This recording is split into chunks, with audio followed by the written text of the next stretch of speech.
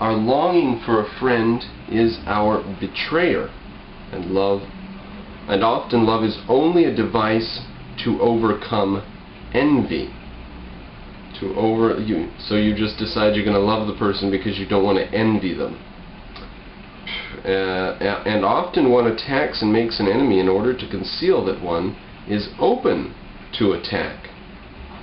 That's very true. That's actually a profound historical truth in many wars, from ancient Greece and Rome and on up. It was given by Athens as a reason for attacking Sparta in the Peloponnesian Wars. It was given by Xerxes and the Persians as a reason for attacking Athens. It was given by Rome as a reason for attacking first Sicily and then Carthage. It was given by Carthage as a reason for attacking Rome, because we're vulnerable to attack and they might attack any time, so we have to launch an attack. One attacks and makes an enemy in order to conceal that one is open to attack. At least be my enemy, thus speaks true reverence, which does not dare ask for friendship. At least be my enemy. Now, there are people I've felt that way about people, and people have felt that way about me. In my life, I've had that experience, both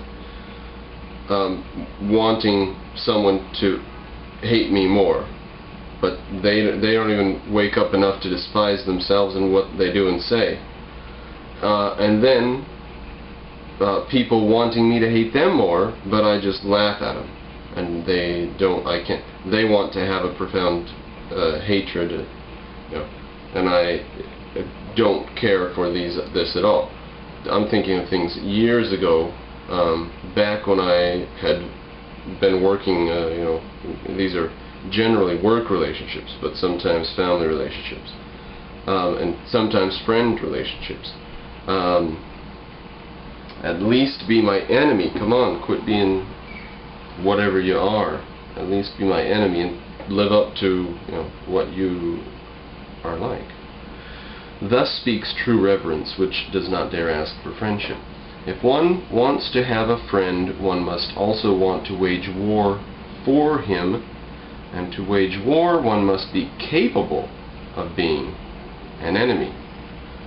So, you have to be willing to wage war for your friend if you're going to have a friend. And in order to be capable of waging war, you have to be capable of being an enemy. So if you're going to be a friend, then you have to be able to have enemies too. Or else you wouldn't be able to have a friend. In a friend, one should still honor the enemy. Can you go close to your friend without going over to him?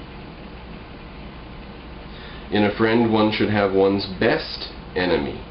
You should be closest to him with your heart when you resist him. I guess so. I mean, I could see that. I can go along with a lot of things that you say, buddy, not worried about them, but I gotta stop you on this thing where I'm gonna resist you. It's because, you're important to me, or whatever. So I guess I could see occasion for that. You do not want to put on anything for your friend. Should it be an honor for your friend that you give yourself to him as you are? Oh, so you don't want to put on clothing or cover up or anything, right? But he sends you to the devil for that, for coming to him naked.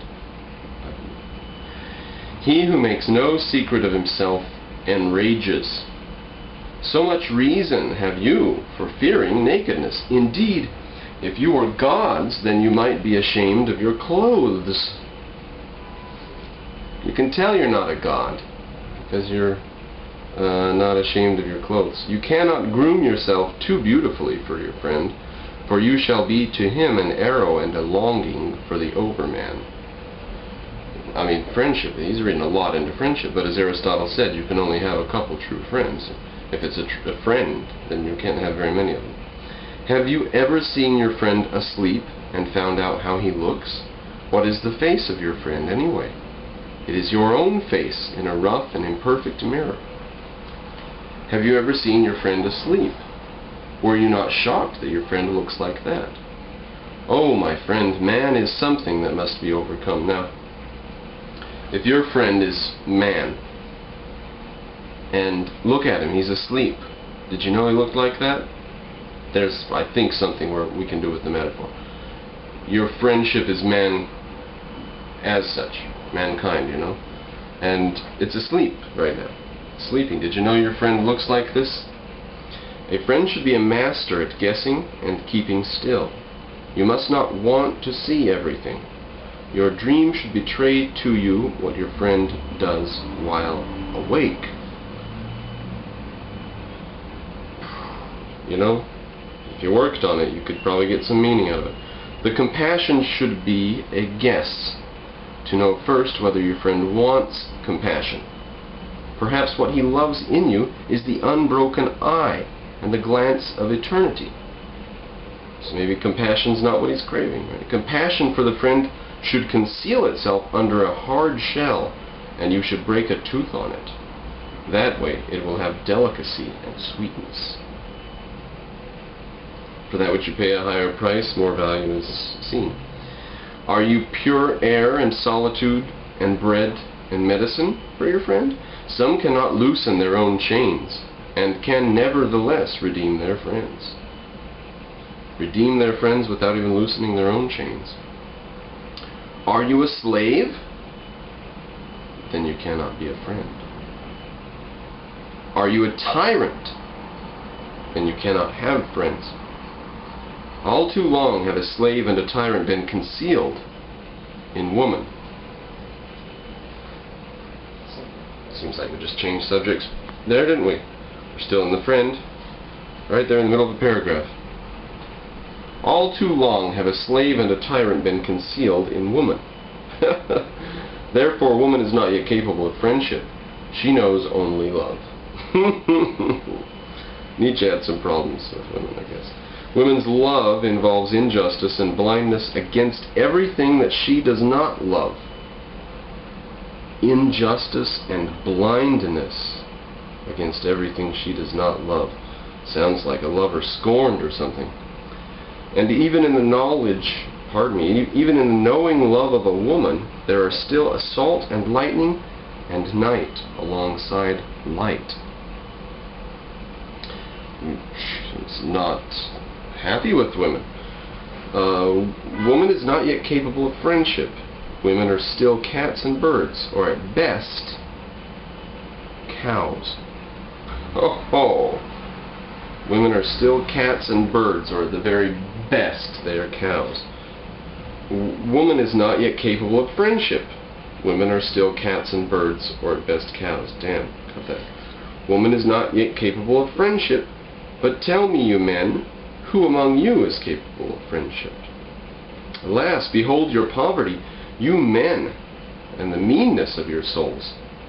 As much as you give the friend, I will give even my enemy, and I shall not be any the poorer for it. As much as you give your friend, I'll give that much even to my enemy, and it won't even make me poorer.